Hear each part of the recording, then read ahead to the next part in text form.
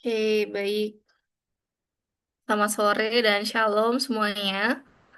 Perkenalkan, nama saya Valencia Alberta dan puji Tuhan pada tahun ini dipercayakan sebagai Ketua Persekutuan Mahasiswa Kristen Universitas Pajajaran.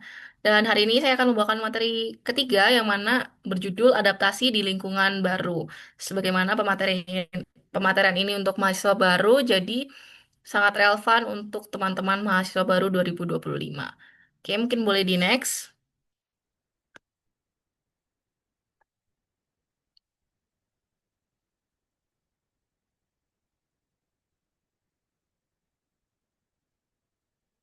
Oke, apakah bisa bantu untuk di next?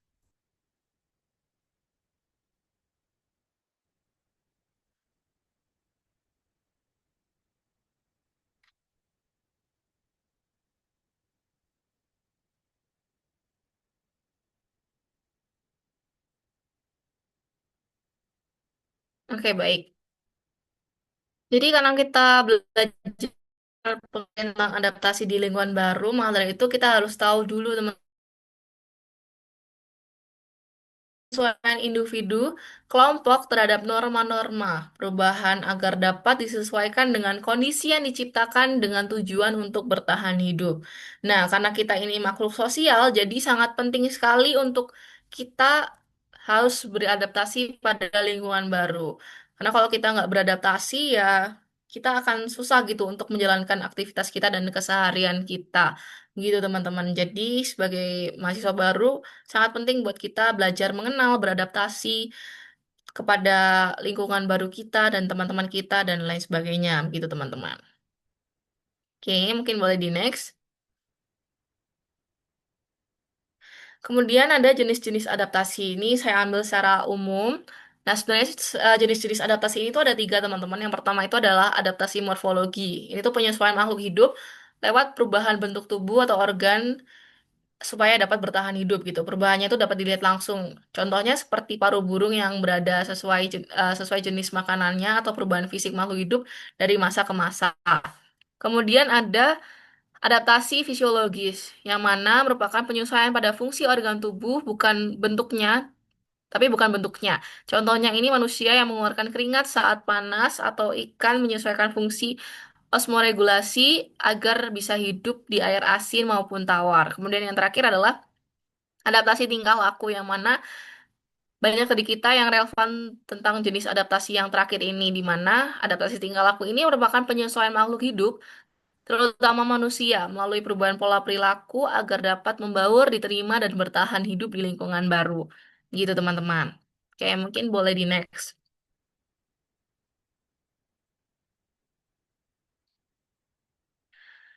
Oke, baik. Karena kita tadi sudah mengerti apa itu adaptasi, kemudian kita sudah belajar jenis-jenis adaptasi juga. Nah, sebagai umat Kristiani itu penerapan apa sih yang harus kita lakukan dalam beradaptasi ini?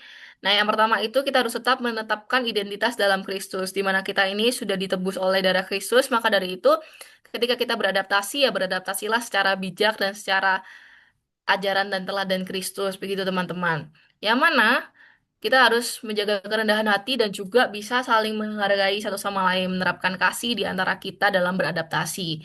Dan kemudian adalah menjadi teladan atau trendsetter, yang mana pusat teladan ini adalah Kristus. Seperti yang tadi ya, kita flashback sedikit yang nomor dua, kita harus menjadi teladan dalam tingkah laku perbuatan kita, dalam kita saling menghargai dalam hati kita, dan dalam setiap perbuatan dan perkataan yang kita kerjakan pada saat proses adaptasi tersebut. Dan yang keempat adalah keterlibatan aktif dalam komunitas. Nah, kayaknya nggak lengkap teman-teman ketika kita belajar adaptasi, tapi kita nggak mau terlibat dalam suatu komunitas karena komunitas ini tuh baik dalam kampus, UKM, atau mungkin komunitas gereja ya teman-teman. Karena di komunitas itu kita akan banyak belajar adaptasi ya, baik tentang organisasi, baik tentang ketemu orang-orang baru dan lain sebagainya. Namun ketika kita memilih komunitas juga, kita juga harus selektif gitu. Jangan sampai kita terlibat aktif dalam komunitas, tapi komunitasnya toksik begitu.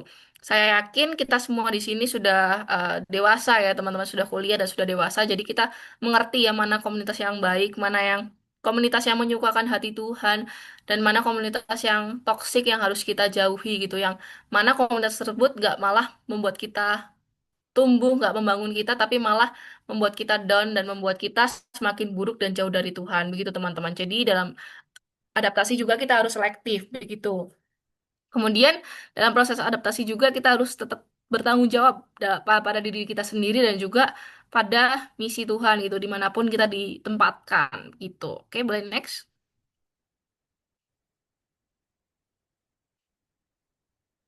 Oke, nah selanjutnya ada ayat pedoman dalam adaptasi di lingkungan baru teman-teman.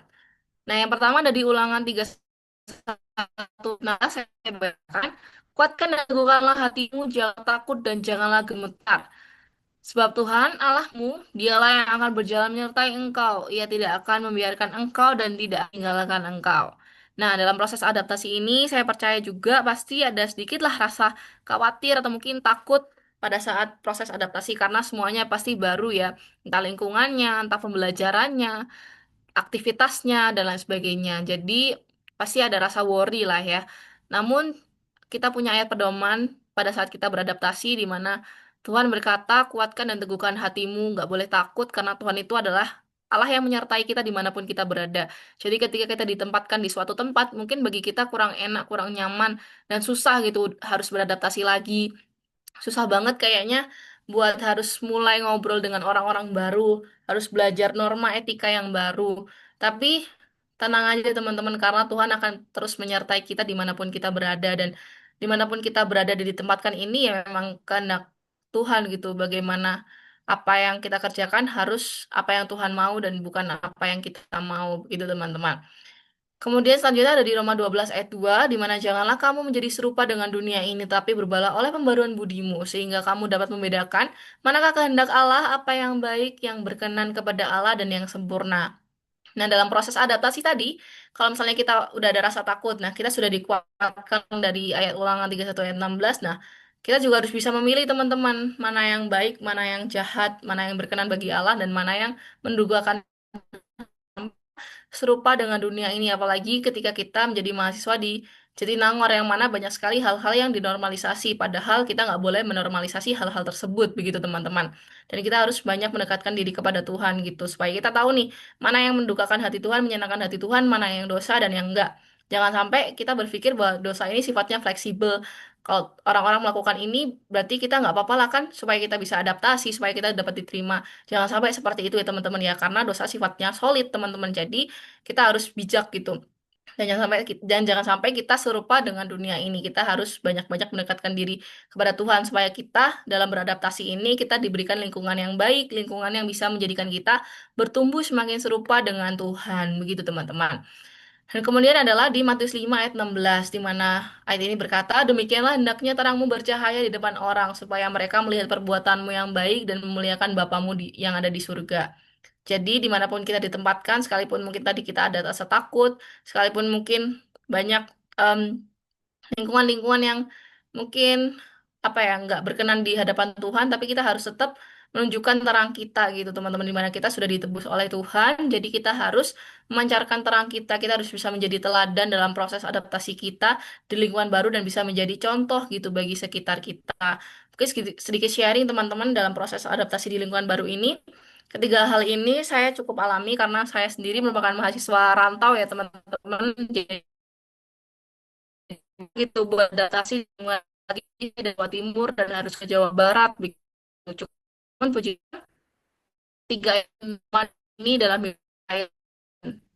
Saya hari ini teman-teman sudah mengerti pedoman ini dan bisa dalam hidup teman-teman. Jadi teman-teman tidak takut lagi dan mengerti mana yang baik, mana yang buruk dalam beradaptasi dan juga ketika kita ditempatkan di suatu tempat ya kita harus tetap seturut dengan firman Tuhan supaya kita dapat menjadi terang gitu bagi banyak orang. Begitu teman-teman.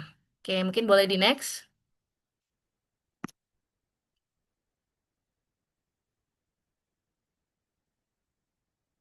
Oke, baik. Mungkin sekian dari pemaparan adaptasi di lingkungan baru. Terima kasih, Tuhan Yesus berkati, dan semoga teman-teman dalam proses adaptasinya dilancarkan dan bisa menjadi berkat dimanapun ditempatkan. Diberkati menjadi berkat dan kemuliaan hanya bagi Tuhan. Terima kasih, Tuhan Yesus memberkati. Baik, terima kasih kepada Kak Valencia atas pemaparannya. Baik kepada teteh-teteh mentor sekalian, bila ada yang ingin ditanyakan, ada yang ingin dipilih, materi yang dipaparkan, mungkin boleh langsung ditanyakan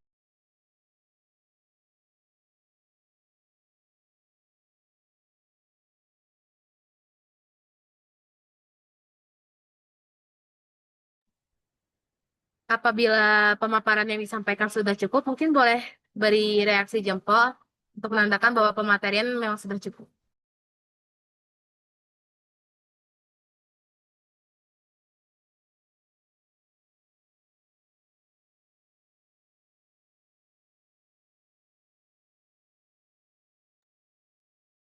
Baik, apabila pematerian yang disampaikan sudah cukup, mungkin tadi merupakan materi yang terakhir yang bisa disampaikan atau direkam pada kegiatan hari ini. Sebelumnya saya ucapkan terima kasih banyak kepada Kak Valencia dari PMK atas ketersediaan waktunya untuk bisa berbagi ilmu dan juga berbagi pengalamannya terkait materi-materi yang sudah disampaikan pada hari ini. Semoga materi yang disampaikan pada hari ini dapat bermanfaat baik untuk kita sendiri maupun mahasiswa baru yang mungkin akan belajar mengenai hal-hal terkait perkuliahan dari pandangan Kristen. Mungkin apabila dari Kak Valencia ada kegiatan atau ada hal lainnya, diperkenankan untuk meninggalkan ruang Zoom ini. Sekali lagi terima kasih, Kak. Oke, baik. Terima kasih buat teman-teman dari biologi. Semoga pematerian tadi bermanfaat. Tuhan berkati. Selamat sore. Shalom. Saya Shalom, izin live Kak. ya. Baik, Kak. Terima kasih.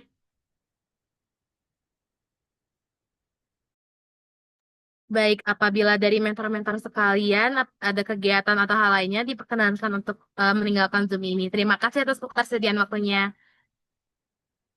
Terima kasih, Teh.